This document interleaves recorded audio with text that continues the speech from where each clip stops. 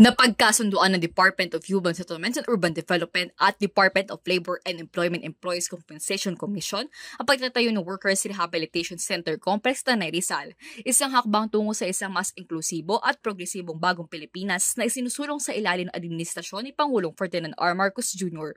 Layo ng pasilidad na ito na magsilbing sentro para sa medical rehabilitation, livelihood support at pabahay para sa mga manggagawang nagkaroon ng work-related injury o kapansanan dahil sa trabaho. Ang proyekto ay pagsasakatupad ng Letter of Instruction No. 856 na nilabas noong 1979 at ngayon binibigyang buhay muli sa pamagitan ng nasabing kasunduan.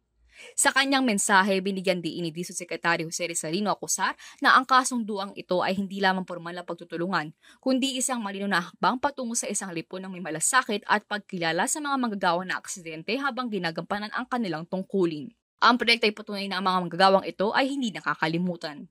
Dagdag pa ng Sekretary Acosar, titiyakin ng DSUD na mabigyan ng technical assistance ang naturang proyekto ng DOLE upang matiyak na pasok sa pamantayan ng isang sustainable community ang nasabing Workers Rehabilitation Complex. Ayon naman kay DOLE Secretary Benvenido Laguesma, ang pagtatayo ng WRCC ay sumasalamin sa hangaring makabuo ng isang lipunang nagpapahalaga sa dignidad ng tao, isang sistema na nagbibigay ng ikalawang pagkakataon sa mga manggagawang na apektuhan ng sakuna habang nagtatrabaho. Sa ilalim ng kasunduan, ang DOLE ECC ang magpupondo sa pamamagitan ng State Insurance Fund habang ang DSUD ang magbibigay ng technical na tulong mula sa project specifications hanggang sa procurement process. Sa tulong ng iba't ibang ahensya ng pamahalaan, itatayo ang complex sa 500,000 square meters na lupain sa barangay Cuyambay, Tanay. Bahagi na proyektong pabahay sa ilalim ng 4-page program ng DSUD.